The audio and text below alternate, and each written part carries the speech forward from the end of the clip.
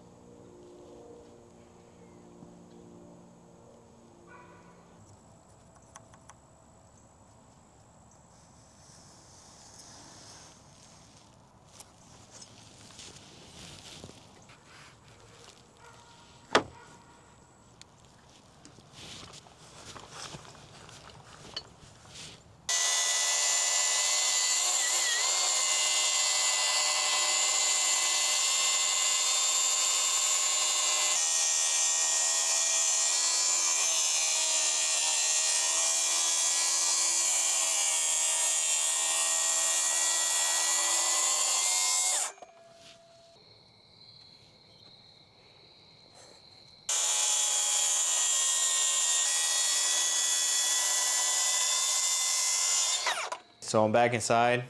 I finished cutting up the pieces for the fridge encasement, and I'm gonna get started building the encasement. I don't have the doors yet because it got pretty dark outside, so I'm gonna do that tomorrow. But for the meantime, I'm gonna just take the trim out around the fridge and pull the fridge out, put the encasement in, and get everything together so that tomorrow I'll just make the doors, put that in, see how my wife likes it, and then keep going.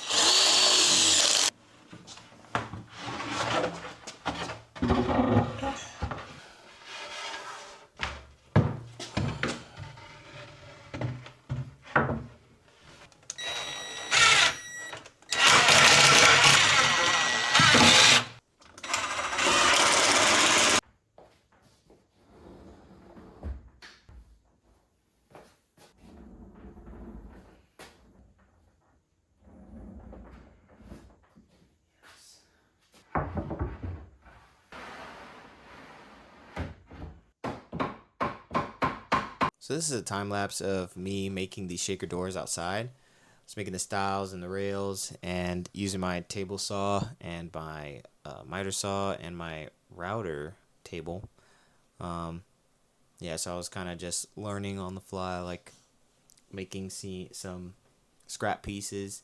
And that's really the meta. You gotta have your scrap piece that you could test the mortise and tenon bit on, so that you could set it one time, make all your first passes, and then switch the bit, test the fits with the scrap piece before committing and doing it on your final pieces. Yeah, that's key. But yeah, hope you guys enjoy. Okay, update. We have doors. Making the stiles and rails outside. They came out kind of decent. It's my first time making these things, and I don't think I have the tracks all dialed in, or I'm not cutting them as square as possible, like the panels on the inside. So this guy is kind of like clumped out a little bit. I need to adjust the inside panel so I could get them more flush. But so far, it looks kind of decent. Like, hold on. I'm gonna try not to break anything. Shmeek. Look at that. Ooh, hold on. Okay. It's starting to look like something. I just need to fix that inside panel. And then all I would need to do after I fix the inside panel, I'm going to make the trim around the box. And then put the inset hinges on it. And we will have our first cabinet. See how my wife likes it. And we'll go from there. So I have ruined the living room. It is just a whole bunch of my tools in here. It looks crazy in here. Listen, I have a newfound respect for all carpenters, all you guys that do this for a living. Hats off to you. My day job is a programmer. I do not do this full time, but I'm learning. I'm growing. And I'm going to get better. And I'm going to get faster. I was able to make the face frame for this box. And I went and made the new inlay for the doors and glued them up. So now while they're drying, I'm gonna put some glue and nail the face frame into place, and then get the bottom rail in, nail that into place, and then the last step would be to inset these doors and see how it looks.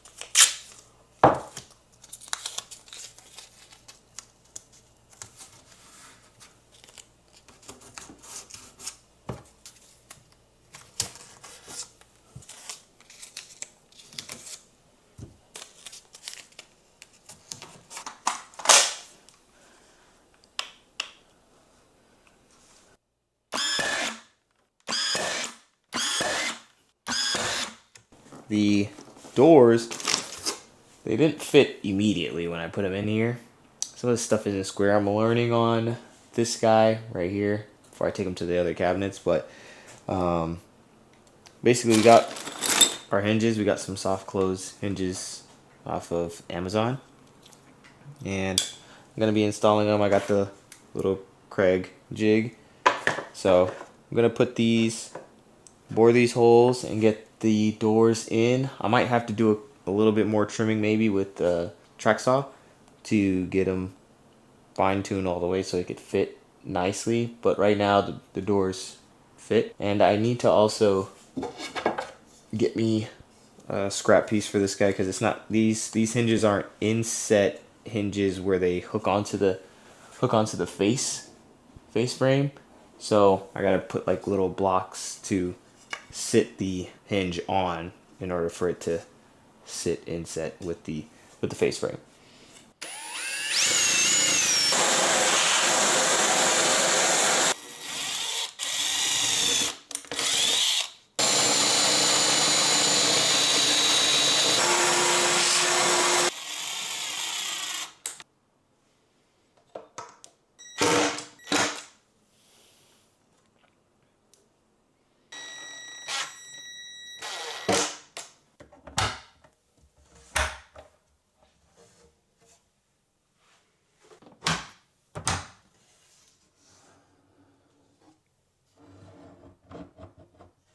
This one's rubbing.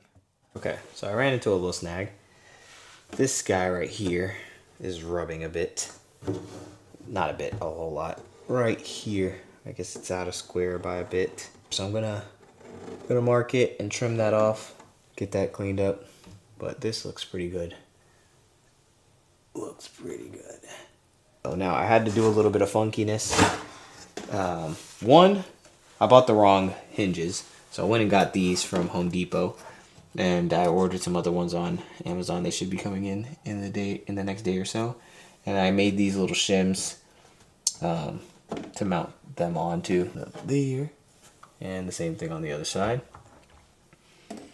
3/4 inch plywood, but this one was a little bit out of square, so I had to just use 2/4 inches to get that in there, and it worked out. But all right, I'm back. Done some off-camera work. I did some sanding, and I trimmed down the door pieces. So now, take a look. Ooh. Yes, yes. All right, I got my little strip piece. I'm gonna pin nail this to the top so I can catch the door.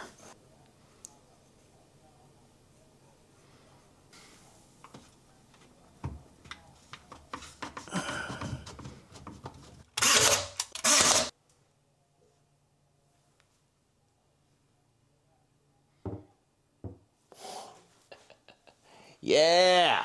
All right, now for some wood filler.